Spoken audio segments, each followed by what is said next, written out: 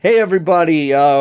Yeah, so I think we could all say 2021 sucked a little less than 2020, maybe just a little, but for movies, probably better.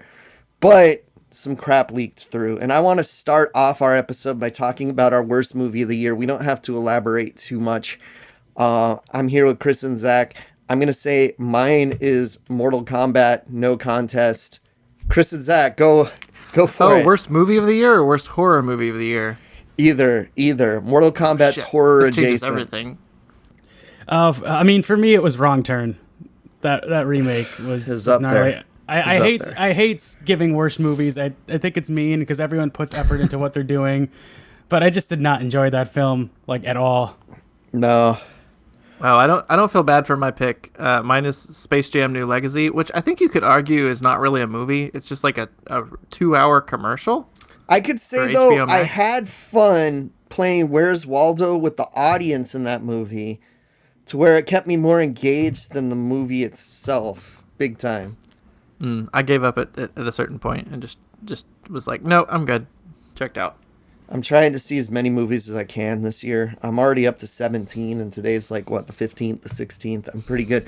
But I watched The Eternals, which is a runner for the worst movie list. It took me all day to watch that movie yesterday, but while I was taking frequent breaks, I came up with my top 5 list. I know you guys have yours, so play the music and we'll get to our top 5 best movies of 2021. Let's do it.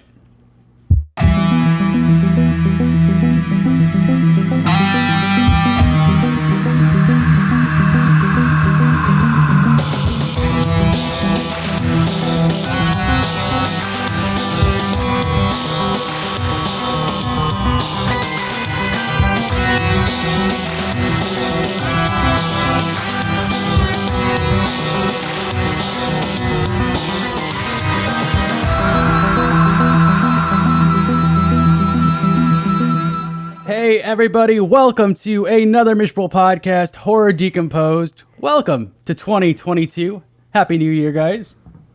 Happy New Year! Woo! What year is it? Zach. 2022.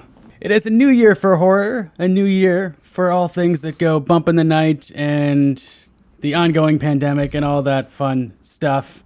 But we got a cool episode for you. I've only watched one 2022 movie this year so far. How about you guys? Oh, actual 2022? Ooh. I don't remember. What if have I seen anything this And I'm the only one who's seen Scream 5, aka Scream. And Yes. you will remain that way unless Zach sees it. So, No, I'm going to see it. I was supposed to see it on a date today, and that got pushed back, unfortunately. But I rewatched all the Screams over the last weekend. I have thoughts. Oh, nice. Nice. I don't need to rewatch all the Screams because they're all burned, especially the first 3 are burned into my retinas. I can replay them at will within any time. Well, let me introduce everybody real quick. My name is Zach. I am joined, as always, by the two most professorial guys I know because they are both professors. yes. We got the OG, whatever you do, don't say mummy, Professor Casey. Hey, what's up, guys? Yeah, it's looking like my most current release is Spider-Man, so I did not see any 2022 movies. You guys are off to a rough start. But that's going by Letterboxd, which is often wrong. So we will see. And we are also joined by the Criterion One with a fresh tan from his recent trip to LA, Mr. Chris Pistol. Fresh tan. I don't know what the fuck you're talking about. How was your snowed here last night? So it's was your LA vacation, Chris? We hung out. Yeah, it was great. Yeah, must the only be thing I nice to didn't be able do to is do watch things movies. on weekdays, you guys. Way to do shit on weekdays when I'm working. That's the best time to do things in LA because there's no one around. It's true. Luckily, I get Monday off for Martin Luther King Day, so woo! That's giving away when we're filming this. Do you want to give us your brief Scream 5 review? I feel like every podcast is going to be talking about it right now except for us. So, yeah, it's really solid. It's a Scream movie. So if you don't like Scream movies, you're probably not going to like this one, Casey. Awesome. It might be it's probably one of the better sequels. Might be maybe the best sequel. I'm not sure. I need to let it sit with me for a little bit, but it's one of the funnier ones too. And and one of the gorier ones too. That was one thing I wasn't crazy about with Scream 4 was that they really like eased up on the gore and the actual horror elements. This one's directed by the guys who did Ready or Not.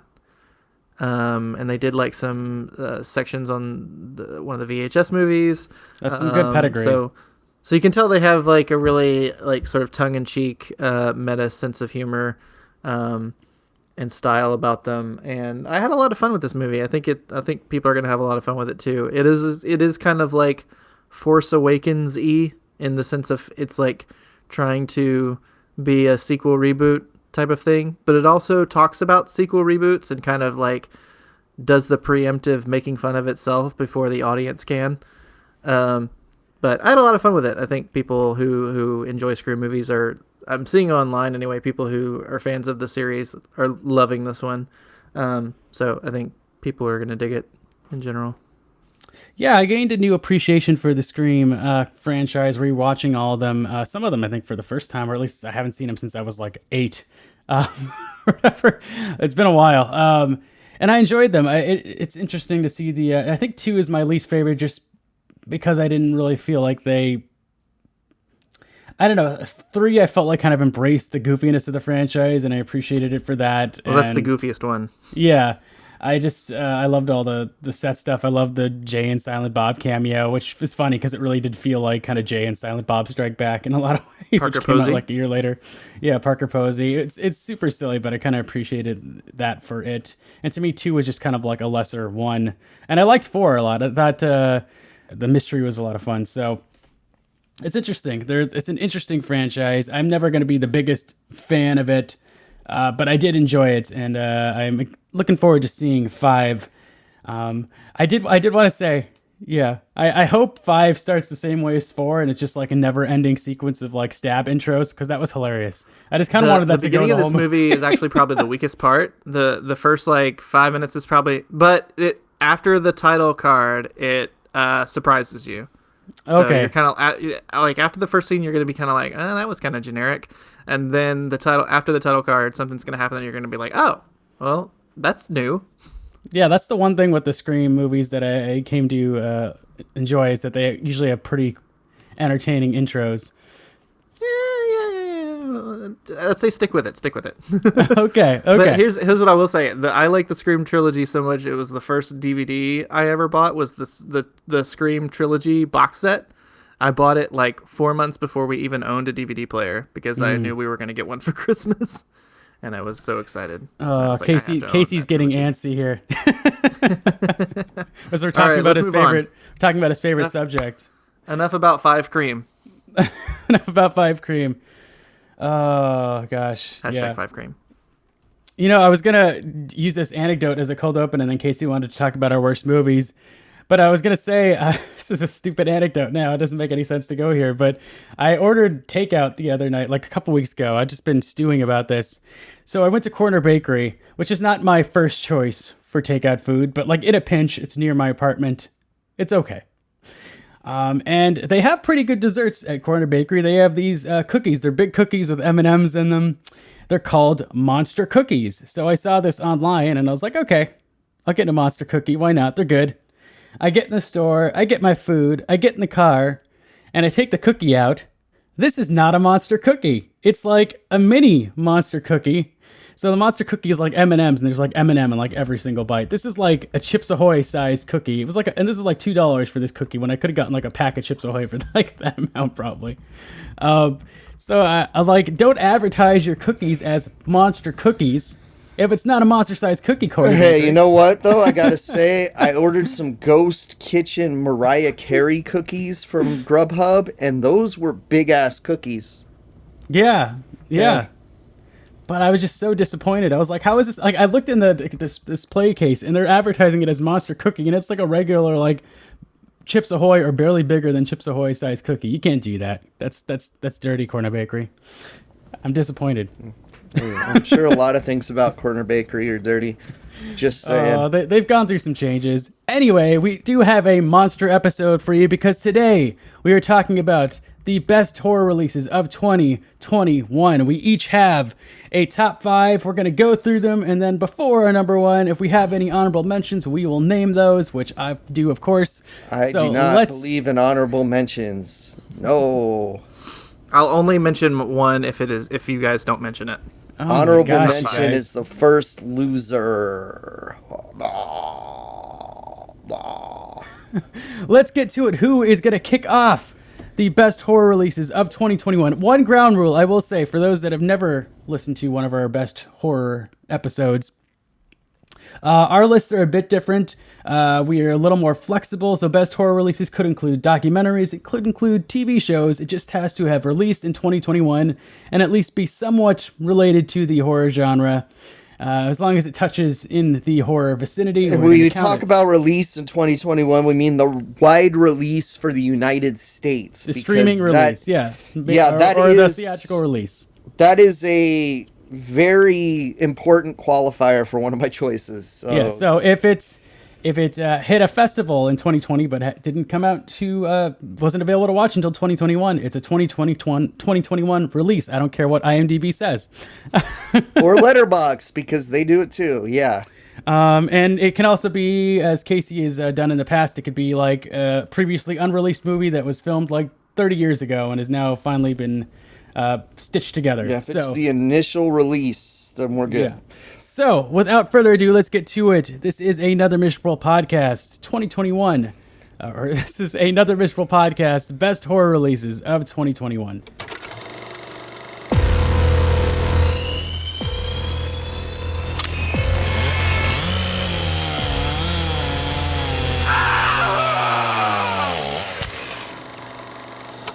Okay, do you guys mind if I start?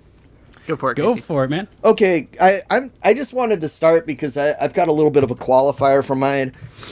These might not be the top 5 critically best movies on my list. I am talking purely out of enjoyment and the amount of fun I had watching it. Like, for example, loved Censor, not really a feel-good fun movie. So it didn't make my list. I'm talking about things that got like a real reaction from me when I was watching, that I actually had some kind of verbal reaction. I cheered. These are all movies that I immediately told other people that I needed to have them see the movie so that I could have someone to talk about it with. These are movies that I showed to friends that I'm doing projects with to say, we need to do something like this when we do our thing. Okay. And so a lot of these are almost on equal footing for me. Like, the top 5 was a hard ranking, but I'm starting with my number 5, which is VHS 94.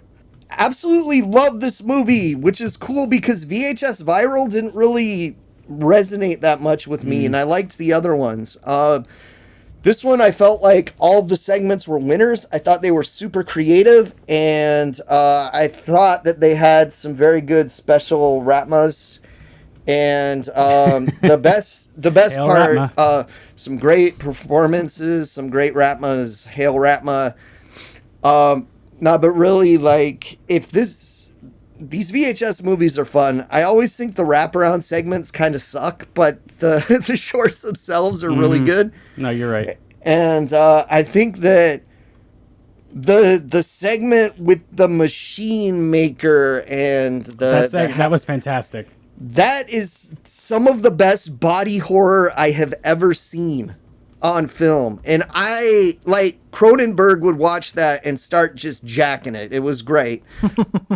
That segment is called The Subject, by the way. Yes. Tremendous Written piece. and directed by Timo Tajihato, I think is how you say it, Tajanto. And he directed one of the standout segments in the last one of the last VHS movies. If you remember the segment, he's an Indonesian filmmaker. God, it was from VHS 2? Let me find out what it was, because it was really good. 2 or 3, yeah, God. So if you dropped out of the Safe VHS... Haven, yeah, the one where like the group of friends go into that cult in like, Indonesia. really good too. If you dropped off of the series with VHS Viral, which I don't really blame you, come back. 94 is good. Also, I think the whole vampire blood is biological weapon idea in one of the other shorts is just a banger of an idea.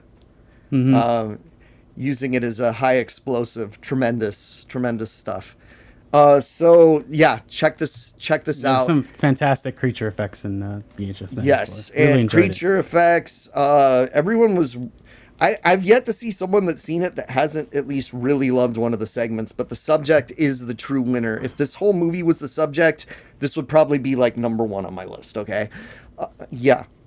But yeah, strong stuff. Loved it. That's really all I got to say about this one. The rest of my choices are ones that I've talked about on the show before, so I'll rant a lot less. But I feel like this one needed a little bit of an intro because we haven't talked about it yet. Awesome. Kris, you're number 5. Well, Casey already name dropped this one, so since he didn't have the balls to put it on his list, I'm going to go ahead and talk about Censor, my number 5. I did think it was great. It just wasn't kind of the vibe I was going for my list. But I admire this movie for a lot of reasons. I was surprised Casey liked this movie because it's not generally a Casey type movie. No, it's not. But the subject matter is. But. Look at what this movie did. Okay, I'm not going to try to steal Chris's. Yeah, let's let Kris here. talk about it. Sorry.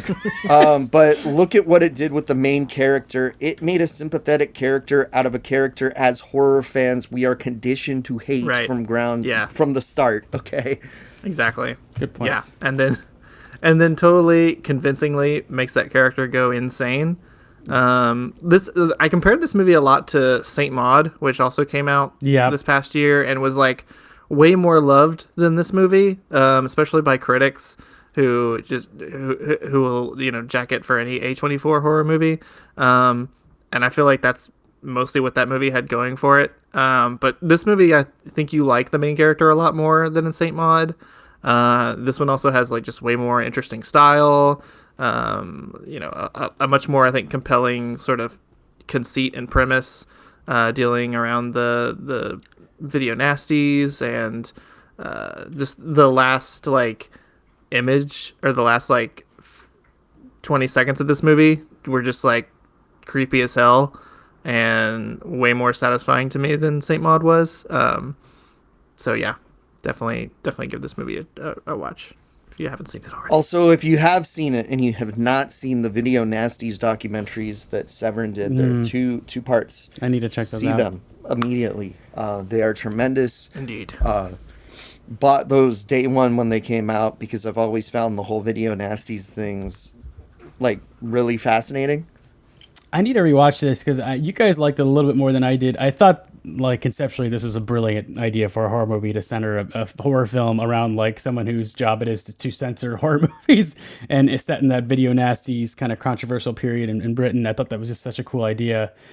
And I like the main character a lot. I think I ended up watching this in chunks because I kept getting tired at long days at work, and so I just watched it over several nights, and I think that ruined my experience of it a bit.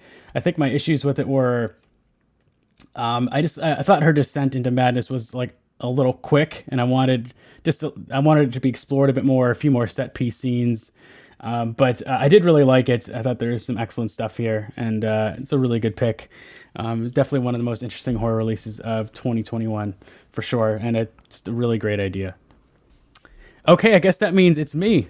Ooh, it's your turn, yeah, Zach. Go for it, Kris. Zach, Kris went for it. Good picks, guys. Those are both things I very much considered. Now here's some trash picks. No, you guys might be surprised at the placement of this one. My number 5 is Malignant. Oh yeah, that didn't even make. I'm glad you talked about it because it didn't make my list, and I was like, I bet Zach's gonna talk about it. This is a last minute change for me. It nearly did not make my list, but then I was thinking about for my list. I picked the movies that I was still thinking about that still had an impression in my mind that were memorable to me in one way or another, that I had fondness for. And that last 20 minutes in Malignant, man, holy shit. Of all the movies that came out this year, this is the one I can't wait to see the sequel for the most. Yes. James Wan. Please let it happen. You beautiful bastard. This was just wild. It really felt like a convergence of James Wan's like complete body of work in the horror genre. It has like that adrenaline pumping score and the bloodshed of like a Saw, but then it has this like the scenery and dripping kind of dread of the Conjuring universe. And then it just combines that with like Basket Case and, Henenlotter and Stuart Gordon. It really is like a modern day Basket Case. And I just love that he decided to do that. In a lot of ways, it almost is like, it's almost like a parody of James Wan as well. It's like James Wan doing a parody of himself. But see, I don't think he's that self-aware. That's my opinion. I don't think he did this on purpose. Dude, he's seen more horror movies than you'll ever see in your life. I guarantee. I sincerely doubt that. Okay, he's seen a lot. He's seen as much as you have, Casey. He's one of the biggest horror directors in the world. He's James. He's not the same guy who made Saw anymore. Like he's definitely like changed over time and evolved. This guy is probably like exorcised. I don't know how many demons. I think he's clever enough to look back at his own body of work and be like, okay, here's all my like cliches. Here's everything I'm kind of known for. Let's like have fun with that, with like the expectations. Yeah, this movie is just. I had to show it some love. That last sequence, and then the reason I chose it over the other film I was considering at number 5 was because the other film, which I will probably get into later, as an honorable mention, I was disappointed in the ending. And this one, the ending makes the movie. So, Malignant, if you've not seen it, just strap yourselves in because it gets nuts. And that's all I'm going to say. It's one of the most entertaining horror films of the year. I'm really excited to see what happens next. I hope there is somehow a sequel. Yeah. Okay, I got a pitch for the Surely sequel. There will. I think it was fairly popular on streaming, so I think there will be. So okay, first of all, when this screened at a famous horror festival, the audience was like rolling in the aisles laughing at the last parts of the movie. Now, at Beyond Fest, I think. So my pitch for the sequel is she finds out she's really triplets. And there's a butt face. There is a butt face. So just throw some society in there. Throw some society in there. Look, man, if you're already ripping off Basket Case, you might as well keep stealing from the classics. So go for it. Oh, he did his own thing. No one steals from society. Someone needs to steal from society. Do it, you cowards. It was also really satisfying to see all the Gabriel Halloween costumes this past October too. I saw quite a few. Oh yeah, that was great. It's a lot of fun. So that was Malignant. All right. Yeah. Next round. Malignant. All right. So my number 4. All right. So my number 4 pick, we did a whole episode dedicated to this where I liked it way more than these guys did. And again, it's one that I was really entertained by and I had a lot of fun, and that was Willy's Wonderland is my number 4. Nice. And my best actor award for 2021 goes to Nicolas Cage for Willy's Wonderland. Tremendous performance. No lines. He didn't need them. Look, this is Dracula himself, Nicolas Cage. I do have to start calling him that from now on. That's true. And look, like this movie's super fun. Yes, it's a complete ripoff of Five Nights at Freddy's, but they're too stupid to get their movie off of the ground. So here you go. You get like 10 imitations. We got Banana Splits also, and there's more on the horizon. And eventually a Five Nights at Freddy's movie. Look, I don't even play those games. Those are games that like a lot of my students play and love. And this movie, I felt like, is for people that have heard of the Five Nights at Freddy's games, or maybe played one and wondered what the fuss was about, because this movie's like a better version of that. As someone who's gone to Chuck E. Cheese as a kid, I mean, you gotta love this movie, and seeing mechs die horrible deaths, animatronics die horrible deaths. Just wonderful. And then teens die horrible deaths as well. And hey, falling through the roof's a great way to have some people end up in a building. Creative as well. So yeah, that's my number 4. Go back and listen to the episode if you want to hear me gush about it. And these guys kind of say, it was all right. No, I loved Willy's Wonderland. I think I just wanted a little more from it. I wanted the death scenes to be a little more interesting. I felt like they set up a couple kind of creepy sequences and didn't fully deliver on certain things. But it's Nicolas Cage fighting animatronic Chuck E. Cheese robots. What more can you ask for? Dude likes pinball and fucking killing robots, and I can identify with both those things. I had a great time with it, so. Great pick. Kris, your number 4.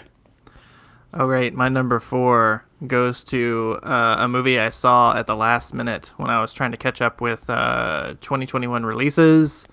And I just admire this movie for, just to set it up before I even say the title, I just admire that this seems like it came out of someone who saw David Cronenberg's Crash and thought, that didn't go far enough.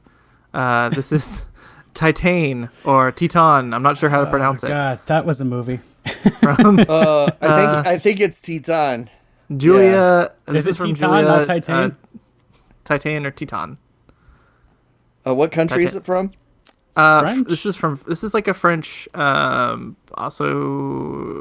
I think Belgian maybe co-production. This is from Julia Ducournau, who did Raw a couple years ago, which Raw might be the better movie, but this one definitely is weird as hell and worth checking out. It kind of starts as a like, you think it's going to go in this one direction, as a like body horror movie, and maybe even think like, oh, this is weird and gross, but I've definitely kind of seen this type of movie before. And then it becomes kind of like I don't know, like almost like a heartwarming bonding it's weird. movie. It takes an odd turn. This Like, is the one that people were kind of saying, like, the first half is a ripoff of Tetsuo the Iron Man, more or less, right? Not that much. I thought it was going to take more of a body horror turn than it really does. It's very kind of minimal on that, I will say. I mean, it continues throughout the release of the film. How do you even talk about this movie, Zach? I don't know. There's a girl who really likes cars. Yes, and we mean really likes cars. And So this is what happens when people grow up watching Turbo Teen. You wonder what the stick shift is. she has like a shitty relationship with her father, and she's become a very not good person, we'll just say. And one person that has seen Turbo Teen that listens to this podcast is still laughing right now. Yeah. Kevin, you're welcome. Basically decides one day that she really likes murdering people. Yeah. So does it a lot, and instead of the normal sort of like psychopath route where you kill one person and then you hide it and then you like slowly kill people and then hide them, she just like kills a whole bunch of people at one time. Nice. And then decides to leave town and change her identity. And of course, what do you do? You disguise yourself as you change your gender and disguise yourself as a missing person, as a boy who's been missing for years, and then go live with his firefighter father and have an emotional sort of bonding journey with him.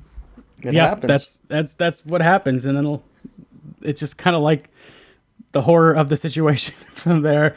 But yeah, this is one of the, like, I would say, best made horror movies of the year. It didn't make my list, mainly just because I was like, I don't really want to watch that again, but it was really well done, and the performances are fantastic, like really like award worthy. They deserve some recognition. The guy who plays the firefighter father, I do not know the actor's name. I need to look it up, but he's fantastic. It's also really funny in scenes. It is. It's so weird. It's such a peculiar movie. Vincent Lindon, I think, is his name. Yeah. There's a like funniest sexy, not sexy dance sequence in a movie. Oh my god, that was so awkward. So yeah, Vincent Lindon, and the lead girl plays Alexia / Adrian Agatha Ruzele. I'm sure I butchered that. They're both great. So yeah, really good pick. Excellent horror release. One of the most bizarre movies I've seen in a minute. Oh gosh. If you crave the bizarre and possible trans commentary, definitely check this out. Yeah. All right, so my number 4, and I had to think about this because I was like, is this really my number 4? But I remembered how strongly I felt about it after watching it. And I think this event that happened during the summer was one of the more interesting things that touched the horror genre in 2021, and that is Fear Street. So my number 4 is Fear Street Part 2, 1978. I like this more than you guys. I know I liked it more than Chris. Chris wasn't a fan of this. No, I liked this part more than the rest of the series, but I liked it. You know, I'm pretty stoked to see Trick or Treat Studios picking up the license and doing not only the mask from this, but also the skull masks from part 1. Yeah, you know, I think to me the fun thing with Fear Street is it really became a cool event in the middle of the summer. There was like film screenings in LA. There was like pop-up experiences and like a maze. I'm hoping Horror Nights does something with it next year. I really had a lot of enjoyment just kind of watching this week after week as it was debuting on Netflix, and I loved part 2. One sec, sorry. Yeah, part 2 I just felt was the strongest entry in the trilogy for sure. I had some issues with part 1. I felt like they kind of glossed over some character development. The pacing was a little off to me. I just kind of felt bogged down with exposition, where part 2 really just kind of expanded on the story and tied everything together that we knew so far in a really clever way. You know, the whole movie is a flashback being told by one of the characters you meet towards the end of part 1. And I just really enjoyed it. I love a good summer camp slasher. This is very much kind of lots of shades of The Burning and obviously Friday the 13th. But it really felt more like it inspired by The Burning than anything else. Right. Yeah. And some really fantastic performances from Sadie Sink and down to costuming choices for some of the camp counselors. Yeah. Mm-hmm. It does take a while for stuff to get going, but then when it does, it kind of doesn't pull its punches too much. And like The Burning, these are like kids that are like, you know, some of them are like preteens that are getting axed off, which is pretty gnarly for like a Netflix horror movie. Some of it's off screen, but still the kind of just the implications of that it's pretty terrifying. And I liked what it built to. I felt like the lore they were establishing was really kind of hitting its stride. There's some great tension, really suspenseful, and I thought the ending was fantastic, and it has a little kind of surprise twist that you don't necessarily see coming. I had a lot of fun with it. I just, this was the one entry on the list that I wasn't sure I was going to stick with, but I just remembered that I felt really strongly about it and really enjoyed the experience of watching it. So I'm sticking with it. So that's Fear Street Part 2, 1978. I say if you have not seen them, give it a whirl. They're fun. It's a fun little trilogy, and I think a lot went into making it. That's not an easy thing to piece together, like a trilogy that I'm sure was filmed back to back to back.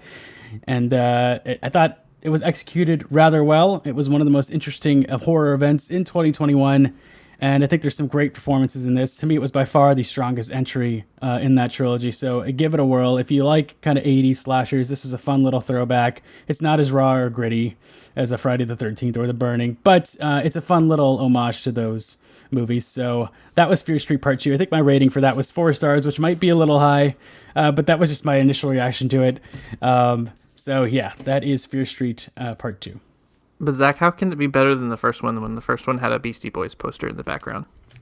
You know, that's I have bring a up feeling, a good point. I have a feeling Zach's never listened to the Beastie Boys in his life.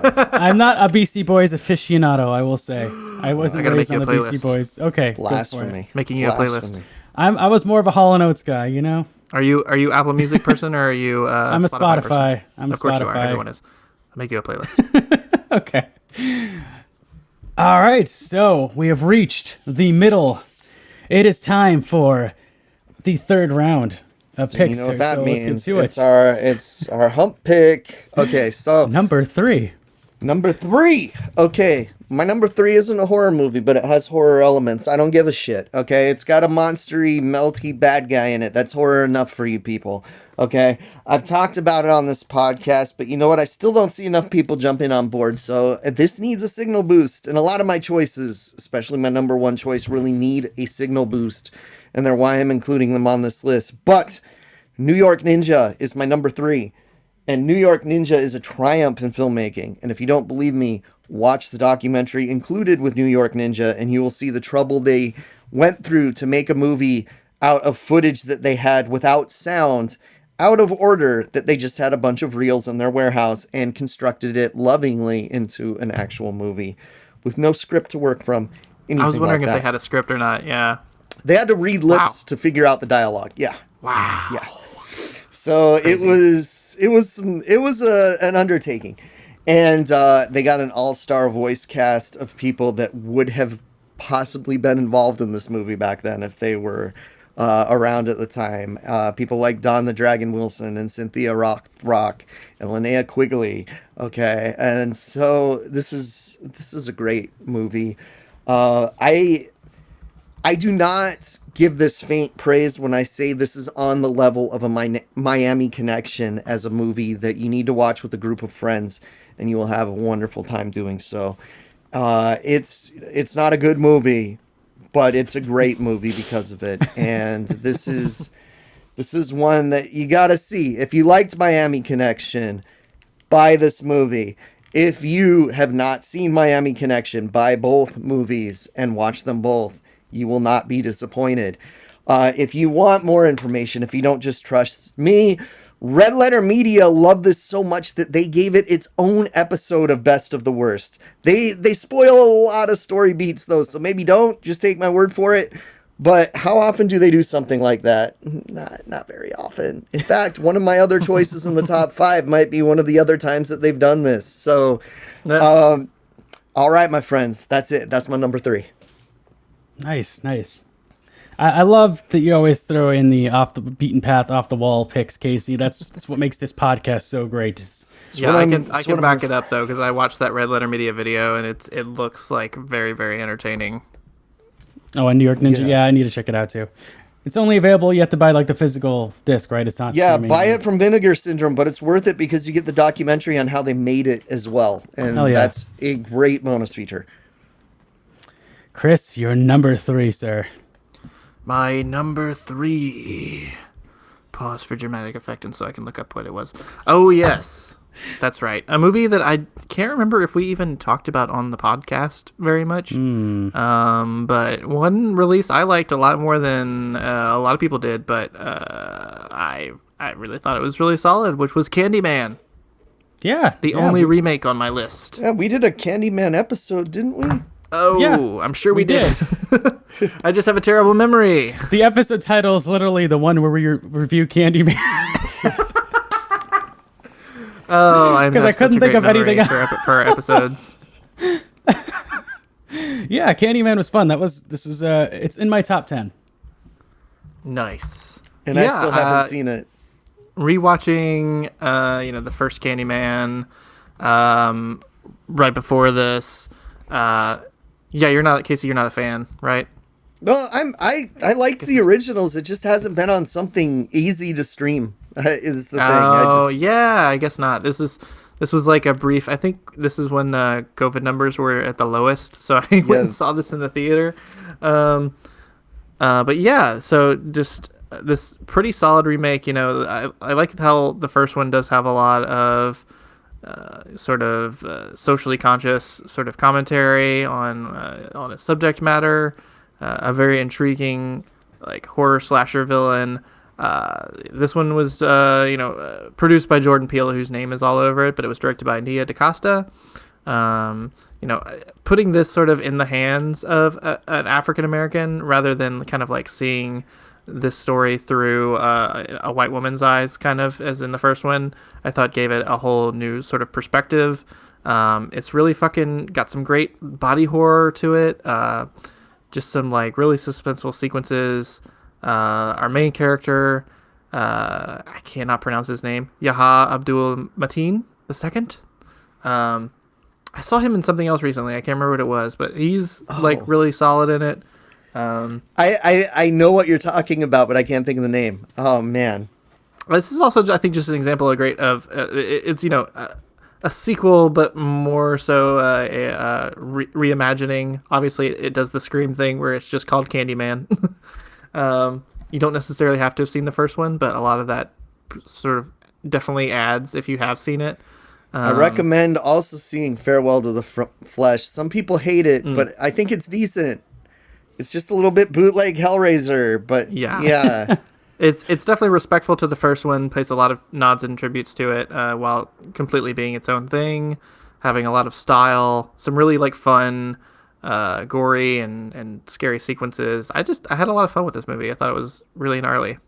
Yeah, really good pick. It's 91 minutes. Yeah, it's a very good reboot. I think my issues with it were I felt like some scenes were kind of scored strangely. I remember like there's a scene in the art gallery that's like a death scene, but it's kind of like you're not sure if, like tonally if it's supposed to be funny or scary. Like there's kind of an odd beat or two there, and I just felt like it was, yeah. Well, it was kind of filled with moments like that felt like the filmmaker was a little confused as to what. He shit on scores like in 10 of his Letterboxd reviews. Zach, you need to be a movie scorer. You need to No, but write it's music for important. movies. It adds to the atmosphere of the movie. No, I liked Candyman. I agree. Candyman is one of the best horror releases of the year. I agree. It was a really good, I thought, reboot. I hope they continue the series. I thought it was really well done. Great pick. My number 3 is Last Night in Soho. Last Night in Soho. I have a feeling this will be making another appearance on our lists somewhere. Maybe. This is a running joke with me and my wife now where I say last night and she completes in Soho. Oh, that's Like fantastic. that great 60s song. What can you say, man? Edgar Wright does it again. This is just extremely engaging, giallo-esque, slow burn, but not too slow, kind of murder mystery. No, it's not slow at all. I said not too slow. I just said it dry. I feel like the middle could have been cut down a little bit. But I feel like it gets a little repetitive. Yeah. I'll admit. But you're really drawn into this story of this kind of budding young fashion designer played by Thomasin McKenzie, who all of a sudden she's not only seeing these visions, but she's transported back to the 1960s and into the shoes of this mysterious aspiring singer played by Anya Taylor-Joy. It's really intriguing. It has its janky moments. I remember there's this one character whose kind of identity is sort of alluded to but not spelled out, and the way they kind of reveal his identity is sort of offbeat and felt kind of strange and awkward. There's a couple moments like that. But once it gets the rug out from under you. Yeah. When it gets to, I think, the horror of the story and the second half, the ghost sequences are fantastic and really kind of intense and kind of jolting. I really enjoyed that. For my money, what I saw, best twist of the year. I really enjoyed where the story went. I did not see that coming. And usually I can spot kind of surprises, but this one definitely caught me off guard. I'm really looking forward to rewatching this one. Great acting, just a really unique story. A great final performance from the late Diana Rigg. Yes, she's fantastic. So that is Last Night in Soho. I definitely recommend it. Definitely considered putting it up a little higher. But 4 stars. Really, really great movie. Last Night in Soho. Watch it. Have you seen this yet, Casey? Not yet. Again, put it on something streaming, please. Well, you can buy it now on Apple TV. So I went ahead and forked over the $19 so I could listen to the commentary. I just bought because I haven't seen it and I need to see it, and it's not streaming anywhere but the sequel is. I just bought Salem's Lot on Amazon for $7. I need to actually watch that too. I'm loving it so far. It's 3 hours long because it's a TV miniseries, so I'm getting into it. But it's because Return to Salem's Lot is on HBO Max. Nice. So I don't know why. Just because we're talking about buying things streaming. I haven't bought a lot of old movies on digital. Do you get special features when you buy an older movie on digital? Not or at all. Totally screw you on this. No, but sometimes they're not available on Blu-ray and you're getting a high definition transfer that doesn't exist otherwise, like Encino Man, for example. Yeah. That's the only reason I bought I bought a couple of newer movies on digital is because they come out before the Blu-ray and I just want to freaking watch the special features. It was weird because Monster Squad was one of those when you couldn't even get it on DVD. They had one of the very early HD channels, like HD Net or something like that, had a Monster Squad screening. And so that was what was going around with bootlegs for everyone, interestingly. Well, guys, we've reached the top 2.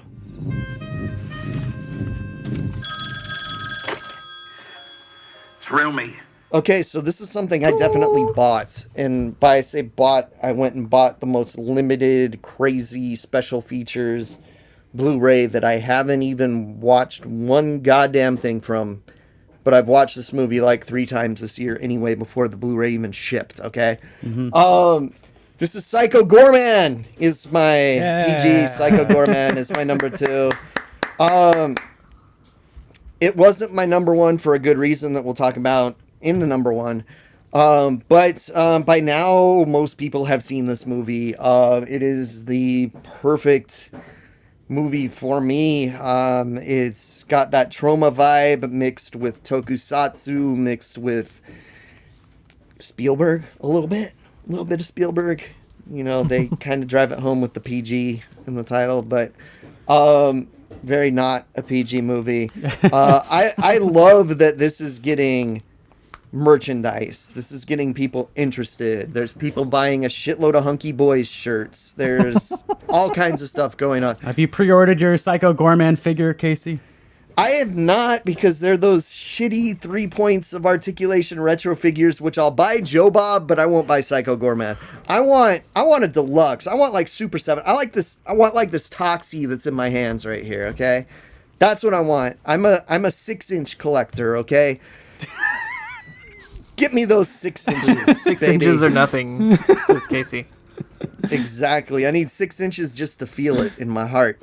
So let's yeah, this is the other one I was talking about that Red Letter Media loves so much that they did a best of the worst just on this.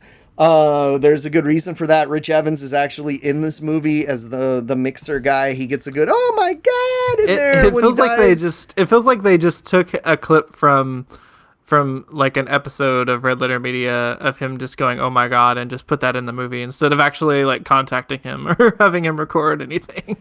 Which would be fine. I have loved the stuff that the director did Manborg before this, and Manborg is great. I'm not talking about the fucking Full Moon Pictures Manborg. I'm talking about the other one. Father's Day for Troma, which was pretty good. Astron 6, he was a member of that group that's done some really funny stuff. And this is like an extension of that. Absolutely loved it. Didn't love it enough for number one. Most people probably would have guessed it was my number one, but no, because I felt like something else needed more of a signal boost, and for other reasons I'll talk about later. Number one in my heart is just the clip of him saying, "I do not care for hunky boys."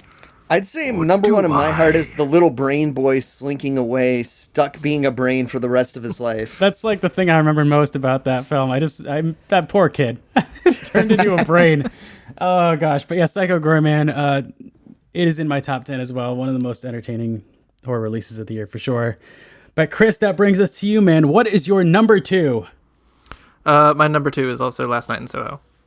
Oh, nice. Awesome. So we won't talk too much about it other than I was surprised that critics I'm surprised it's your number were 2. Very mixed on this. Yes, I wanted to surprise you. If we're going horror, kind of how I arranged my list was I thought the strongest horror releases of the year, and Last Night in Soho I love, but it does have a couple of little flaws. Personally, I was kind of surprised at how mixed critics were on this. I saw a lot of like critics not love this, which is just baffling to me.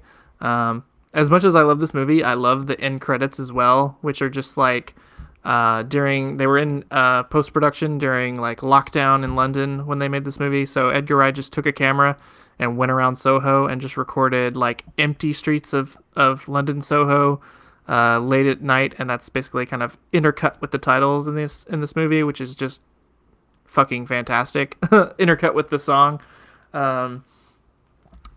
Just great. Yeah, I just thought that this was, another solid Edgar Wright film.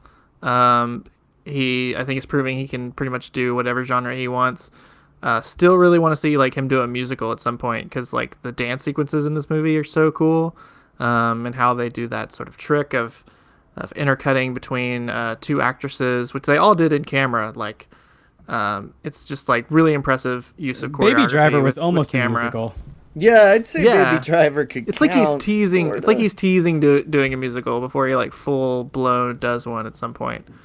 But yeah, you can just tell there's a lot of love in here from everything from Repulsion to Bird with the Crystal Plumage, London crime films. A lot of the movies that influenced it, Shudder has an insane giallo selection right now, which is good. I made a list on Letterboxd for anyone who's curious. You can go into my lists, and I did this for Baby Driver too. I made like a preparation list where I basically like took a bunch of movies that obviously inspired this one and put them in one list. Awesome. They're always my most popular lists on Letterboxd. But I think it's just called like Last Night in Soho Preparation. So check those out as well as this. Awesome. And I saw that a lot of your choices on that list are the ones that are on Shudder, so it will be easy for our listeners to do this. I count me aboard the let's get Edgar Wright to direct an adaptation of the Book of Mormon, please. That would be amazing. Right? I need an adaptation of that. It was supposed to happen, and if you want him to direct a musical, please give him that. It's fantastic. Awesome. All right. My number 2, which I don't know if either of you guys have actually seen this movie, sadly, but my second favorite horror release of 2021 is A Quiet Place Part 2. Nope. Yeah. No, I didn't even watch the first one. Oh my God, Casey, Jesus Christ. It's fine. The first one's fine. Yeah, the second one's better. You got to see it. I've heard the second one's better. Yeah, I really liked A Quiet Place, but it didn't like knock my socks off. I thought it was a really good idea. It was what I thought it was going to be. And A Quiet Place Part 2 just super surprised me. It's the one, I think, horror release or film I saw this year that I really liked. I left the theater and I was like, there's nothing I can point out in that movie that's really a flaw. There's nothing really I can critique there. It sets out to do exactly what it wants to do. It's just gripping from the very get-go. It kind of it starts off showing the initial moments of the invasion, which you didn't get to see in the first movie, and it's just super suspenseful. It's just every beat of this movie is like you're like at the edge of your seat. You know, it's a cliche, but you really are when you're watching this, and especially in a theater with like full surround, Dolby system. It's super intense. It's just a simple story. They're trying to, get a radio signal out. They're trying to alert people as to how to defeat these monsters. And, Cillian Murphy really steps into the role that John Krasinski played in the first one. And it's great. It's really fantastic. Every beat is entertaining. It doesn't overstay its welcome. It moves at a super quick clip. It's because like being quiet is one of the things you need to do to survive like in this world. As an audience member, you're super quiet and you're just focused on the screen. One of the things I love most about this movie, everyone munching on popcorn around you. The monsters look better. They improve the CG. They look a little gnarlier, a little scarier. John Krasinski really has fun playing with maneuvering the creatures around in the background. They'll like kind of pop in a shot, and then move out. And it's really just gripping and intense. And I can't say enough kind of things about A Quiet Place Part 2. It just continues to surprise me, and I'm excited to see where it goes in Part 3. It's just a really great suspense horror film, and it's how you do a suspenseful horror film. Check it out. If you've not seen the first one, check out the first one. They're excellent.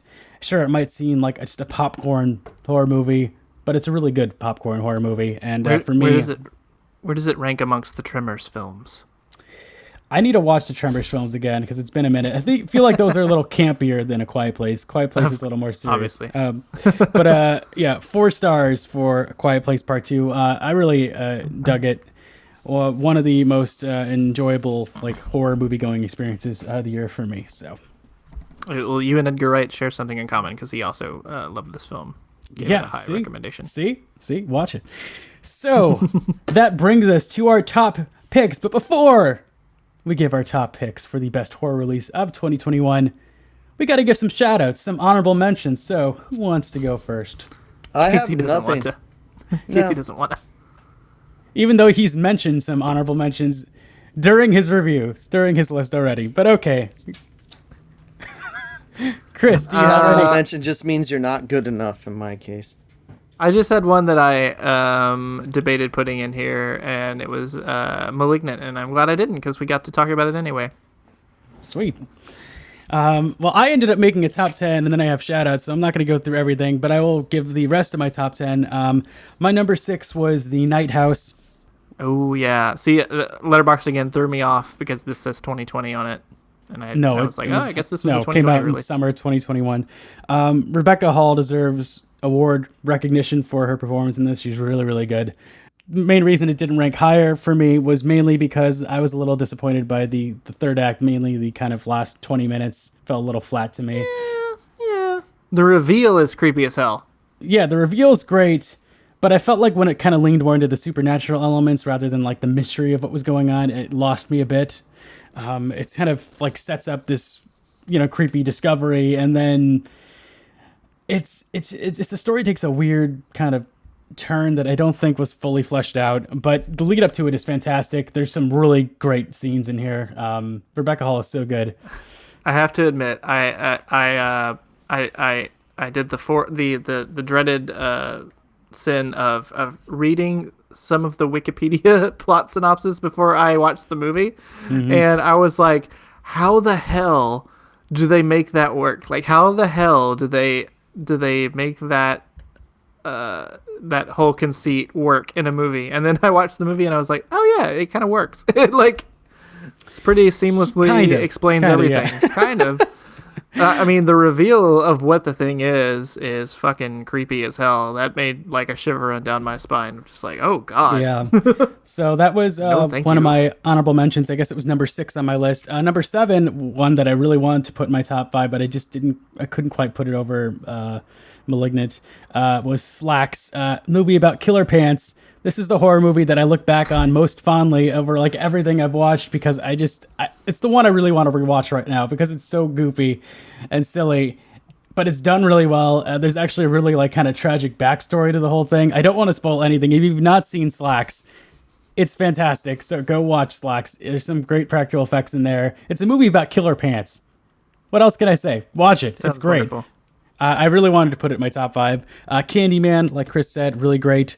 One of the most, I think eerie horror releases of the year. That's just Candyman in general, and I thought it was really clever the way they revitalized it for the modern era. Psycho Goreman, just goofy as all heck. It's deranged Power Rangers meets ET.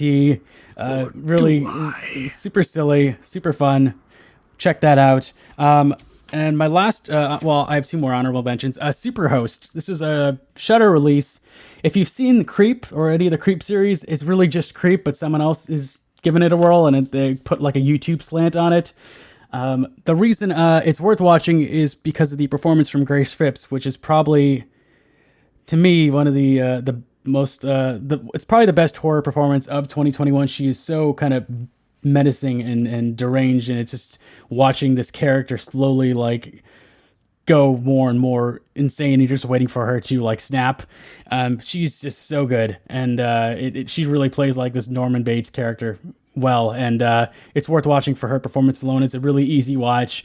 There's not a lot of surprises in it. That's my issue with it and why it didn't rank higher, but it's super fun. So check that out. That is Superhost.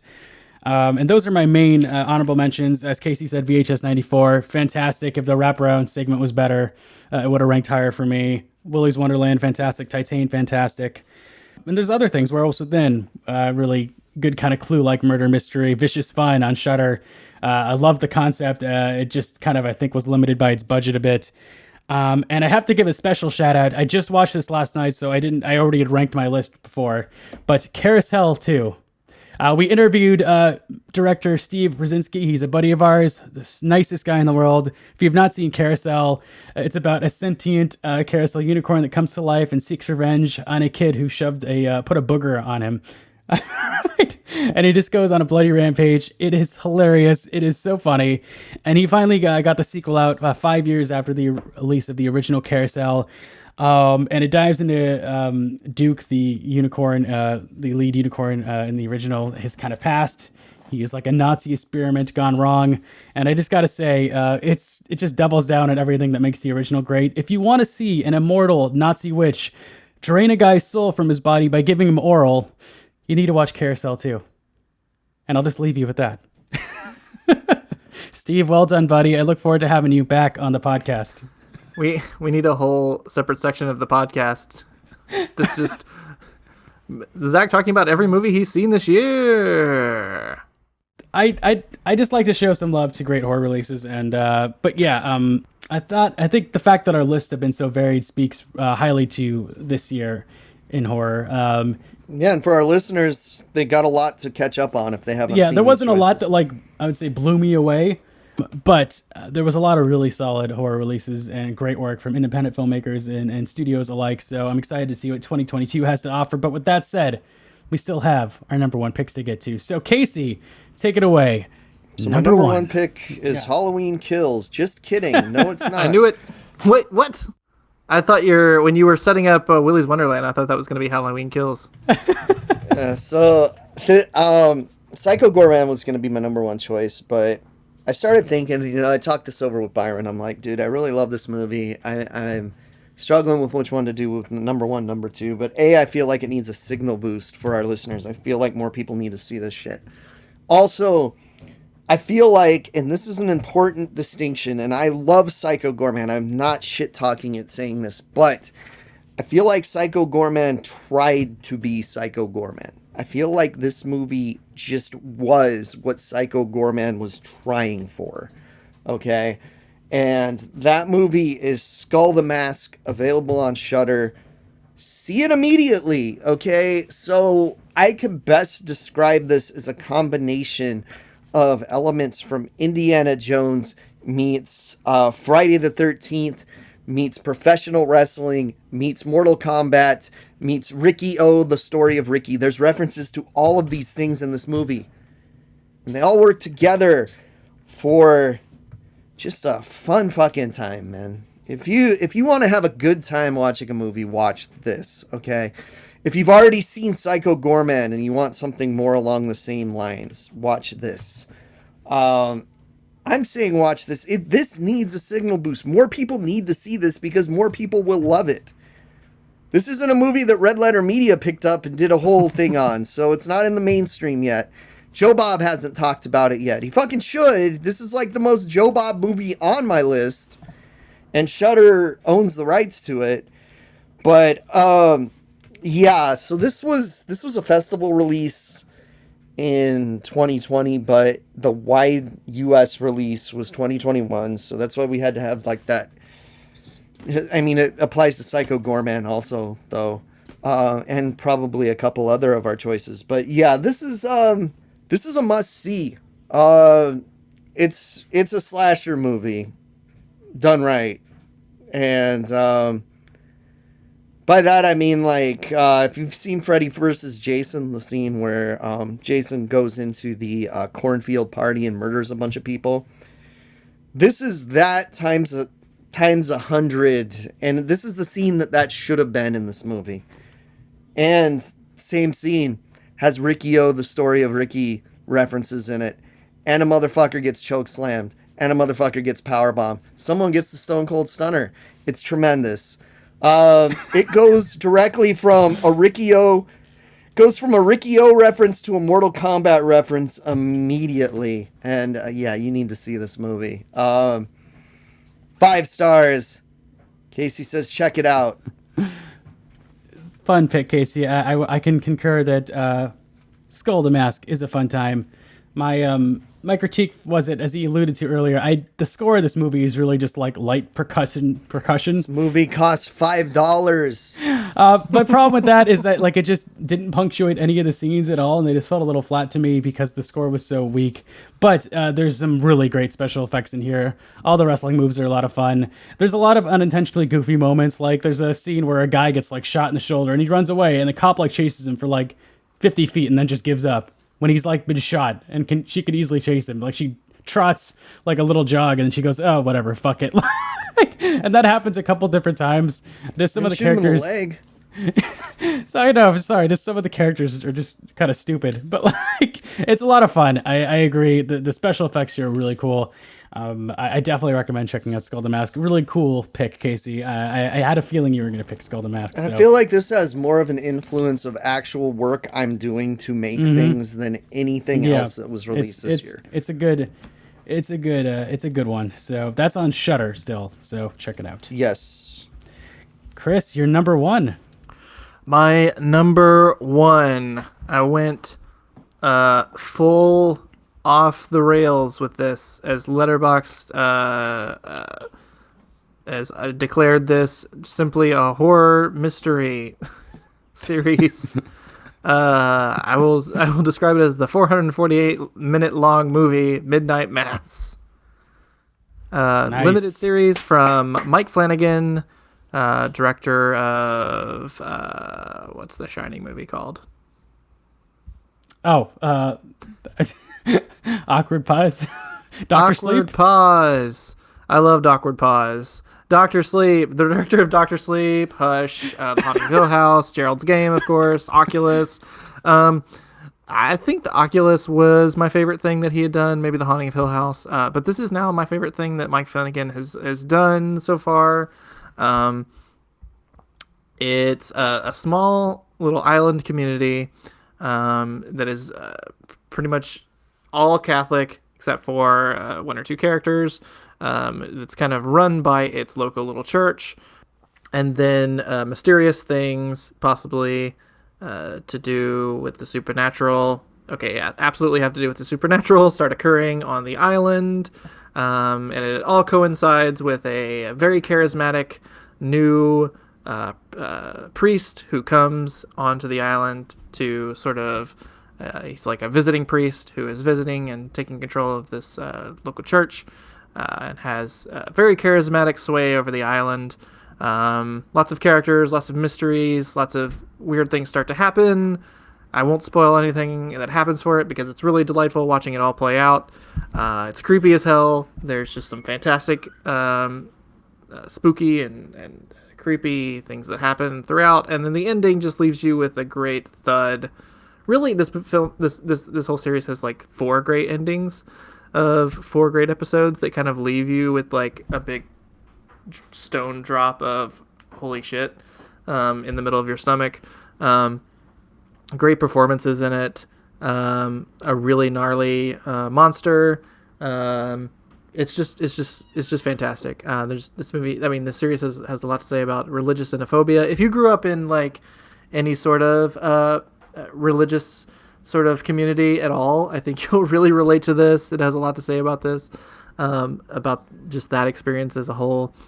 Yeah, I can't recommend this enough. This was my favorite like series that I saw this year, and probably my favorite horror release. So, Midnight Mass. Have you guys seen it yet? Awesome. I have Where's not. it available, I have been Kris? meaning Where do we watch this? Netflix. Straight to Netflix. Yeah, I don't know. This seems to be like everybody talked about The Haunting of Hill House when it came out. It seemed like everybody saw the sequel, of course. Dr. Sleep, I guess because that was a Shining connection. Maybe because this doesn't really have any sort of like adaptation sort of connection to it. It's a totally original story. I guess it didn't quite blow up in the same way that those others did. But I saw when it came out that a lot of people were watching it and enjoying it. But yeah, definitely it needs more eyes. I can agree, and I have a feeling the reason not enough people saw it is because they were too busy watching my number one horror release of 2021. I'm glad I didn't spoil it, because you guys definitely need to like go into it knowing as little as possible. Yeah, my number one horror release of 2021 is also a Netflix series. It is Squid Game, which a lot of people haven't been defining as horror, and it's absolutely a horror show. So I don't know why it hasn't gotten that distinction, but it's a concept that's been explored a million times before, from Saw to the Purge series, to Battle Royale. But it's done so well. Running Man, Zach. Jesus fucking Christ. Yeah. Okay, I didn't have to say everything. I said a million times Hunger before. Games, Zach. I mean, Running Man's the root to all of this, Yeah, Zach. okay. That's true. Well, I don't know if it's the root. I mean, like Lord of the Flies precedes that. But like, I think you're thinking Most Dangerous Game, but it doesn't quite. Okay, but so Squid Game, I was late to the party. Everyone was watching it and saying, Zach, you're going to love this show. You need to watch it. I'm like, I'll get to it. I know it's going to be good. And I finally watched it over the holiday break, and I just was glued to the screen. I binged the hell out of it.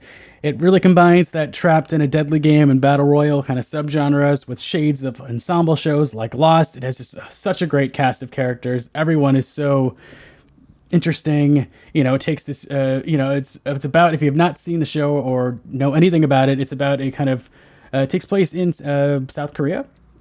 It's about a group of people who are all invited to take part in this game. They all have debt. They all are struggling financially in life for one reason or another, and they're all mysteriously invited to partake in this game. I won't reveal how they're invited, but a mysterious person kind of finds them individually. There's loads of people in this game, just like hundreds of people in this game, and they're invited to take part in a game to win lots of money.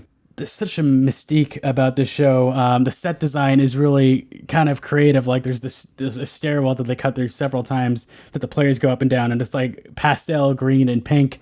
It's just so creepy. The outfits that everyone's wearing. There's just so much fantastic drama and mystery and suspense. I cannot recommend this enough. It is so good. If you have not seen Squid Game, believe the hype. I know like everyone's watching it, and it's easy to go, oh, everyone's watching that, I'm not going to watch that show. That's why it took me a while to get to it. But it's Raise my hand. Same. It's really good, and you guys will go, oh, that's why everyone's watching it. It's fantastic. I cannot recommend it enough. It's engaging. Thank you for the text, Casey. You're welcome. It's engaging from beginning to end.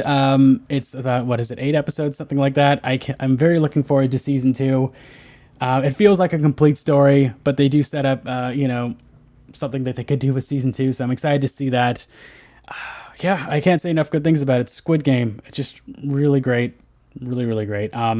That was, I think my rating for that was 4.5 stars.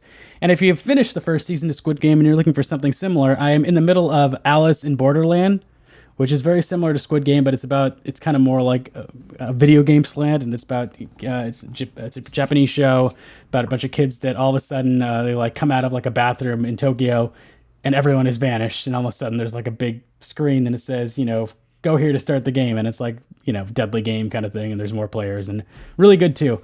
So definitely check that out if you're interested in something similar. I'm excited to see the rest of that, and that's being picked up for another season as well. So yeah, I really liked our list this year, guys. So varied and so different. We had very little overlap, which that was interesting. So Yeah, I hate that I have this terrible nagging sort of thing in me that says if everyone is watching it, I should just watch something else. Mine is it's there. I just look at the length and say I don't have time for that shit. Yes, yet I wasted a whole day watching Eternals yesterday. No, I took many breaks. Watch Squid Game. I will watch Midnight Mass. Squid Game, the episodes aren't even that long, a lot of them. Light. So. Could I give some light Eternals spoilers really quickly? Sure. Very light. Blade's in it, technically. I must have missed that. Okay, so the last post-credit scene, that's him talking. Oh, that's what that was about. Oh, yeah, okay. I just didn't understand what that was about at all.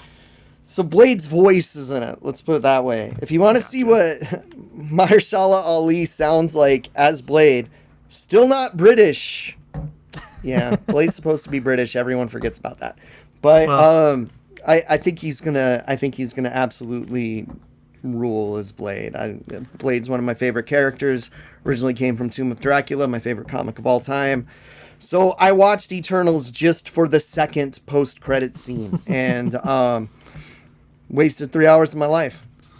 Well, I think what drew me to Midnight Mass over Squid Game is that Midnight Mass is just like on the surface gothic, like it's very like it has a lot of gothic imagery in it. It's very like sort of on the very visually kind of representative of horror, and obviously Squid Game kind of goes the other way and kind of subverting that and making creepiness out of the pastel pinks and greens, but I might give it a chance at some point. The bootleggers at the malls sure made those stuffed Squid Game contestants really fast too, and the masks. Yeah, and I think it's funny, Chris. The reason I was avoiding Midnight Mass, not that I didn't want to watch it, is I was like, it just seems like a denser show. Anytime it's like religious horror, it doesn't necessarily call to me, because I'm like, there's just going to be, it's going to be a little weightier and like conceptually like Squid Game, people trapped in a game and a lot of mystery and intrigue around it. Something like that is a little like more digestible for me right away. So that's why a little bit, but there's still like enough great mystery stuff going on that it keeps you invested in each episode. Sure. No, I'm sure it's fantastic. I'm saying that's why I don't go like when I'm watching something at night or I'm going to put on a show, I'm like, what's an easy thing to watch that like it kind of seems, not too like, I don't know. I think a lot of times with religious horror, it just feels a little heavier and denser. So that's why I kind of avoid it, and I feel like I need to be in a certain mood. But not to say Squid Game gets there's some heavy stuff in there. It's a very emotional show. But yeah, really great picks, guys. I loved how different our lists were. Do you have any thoughts, feelings about the coming year in the horror genre or pop culture in general? No, not really. Bring it on. I gotta say, check out the Trick or Treat Studios catalog when you get the chance, because they've got some cool releases. May take forever for us to get to a convention to see them. I mean, me and Zach got tickets for June, Monsterpalooza. Let's see if it fucking happens. Wear your masks and get vaccinated, dipshits. Tired of missing cons. I'll say I'm excited to. My birthday passed a week and a half ago or something like that. And I got Universal Studios Monster full 30 film Blu-ray set, which has been really cool. I think my favorite thing about it is the Abbott and Costello films. A lot of them, all the monster ones, are included, which is great. And I also got the Alfred Hitchcock box set, which I know Kris has, which I've been wanting for a while. You gonna do that one chronologically, or are you gonna? Oh, I don't take know. my recommendations. What are your recommendations? If you've never seen Frenzy, that's a really gnarly late Hitchcock. I need to watch that one. Practically slasher film. Okay, I'm making Really a lot exploitive. of noise because we're doing a live birthday unboxing for Zach. Oh, Casey, you didn't have to do that. Sorry, so, Chris. Hold on. Oh, what? Oh. It is a Killer Clowns from Outer Space Mego figure and a poster, which I will not open.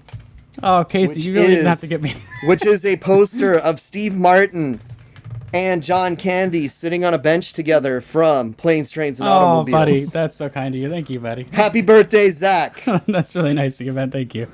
I like that you just unwrapped his birthday presents in front of him. Yes, but he's going to have to wait to open that poster. I do not want to roll that shit back up. So, yeah. That's really sweet of you, man. Thanks, buddy.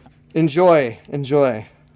But yeah, no, I need to. The thing about that Hitchcock set is there's some auto missions like Strangers on a Train and Dial M for Murder aren't there for whatever reason. But Yeah. Rights issues. Yeah, rights issues. I think those were a different studio. I've heard good stuff about Frenzied, so I do want to watch that. Oh, Frenzy rules, dude. That Frenzy used to be rules. on cable constantly. I've seen it like a million I really times. like The Trouble with Harry, which is like just a kind of like a dark comedy. So if you're, and it's got some great fall imagery. So you might Nice. even want to wait till the. I'm excited fall to break side. into it. Oh gosh, I don't even know what horror movies are coming out this year. Like I have no idea what's coming out this I'm looking year. at them right now. We've got a spew of remakes and stuff I've never heard of that I need to. Oh, Halloween Ends is coming out this year, right? Halloween Ends. Halloween Dies this year. Halloween Dies. We've got Doctor Strange in the Multiverse of Madness. Which, day one shit for me, probably. Oh, we have Jordan Peele's Nope. Yeah, I was gonna say just nope. Which is about an Remake evil of Hellraiser. cloud. Oh, we got Orphan vs. Kill. That's an interesting one. It's a remake of Hellraiser by Clive Barker, though, right? It's directed by David Bruckner. But he bought the rights back so he could handpick everything. Clive Barker's listed as a writer. One of 4. Okay. And Texas Chainsaw Massacre. That's a cool poster. Yeah, you cannot pay me to see another one of these Texas Chainsaw It's only Massacre 80 movies. minutes. Even if it was 25 minutes and it counted as a movie on my Letterboxd list, still.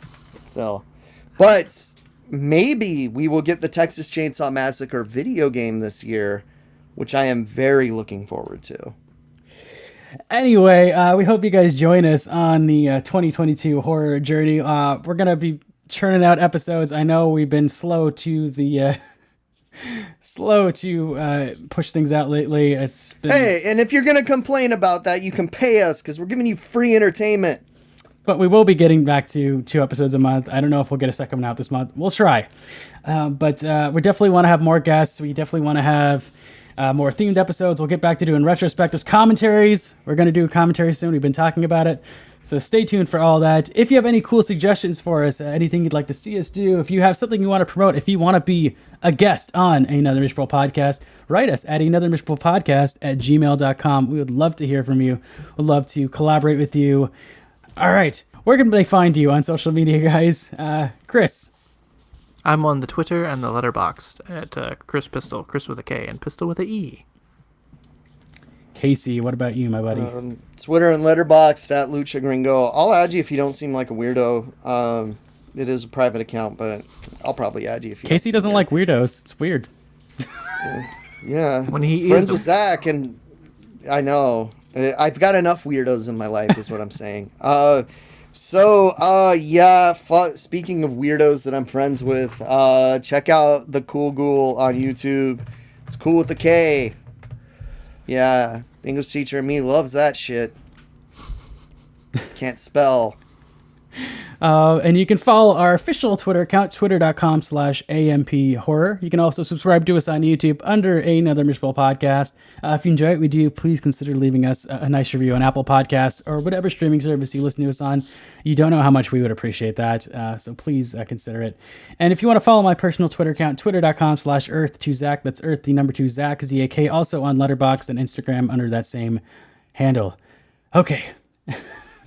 Thank you to everyone, by the way, who has been subscribing to our YouTube page. We're doing well there, despite the fact that we just have audio videos. I'm keep seeing the numbers go up, so thank you for everyone that's been following us there. We'll try and put some videos out at some point, like actual video stuff out. Yeah, get a real podcast app, you fucking weirdos. But thank you so much to everyone that supported us last year and for continuing to support us this year. I really want to go full steam ahead. More guests, more commentaries, more theme stuff. We'll do some more polls. Yes. But yeah, exciting year. I hope you're all staying safe and staying healthy. We're going to get through this Omicron shit. So just persevere. And hopefully within the next month or two, it kind of simmers down a bit. So yeah, maybe we'll see some of you at Monster Palooza in June. Fingers crossed. Thanks everybody for listening. Take it easy. And we'll see you soon.